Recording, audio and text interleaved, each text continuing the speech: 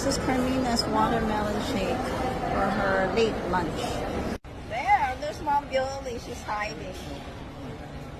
That's how you look like. You're in your uniform.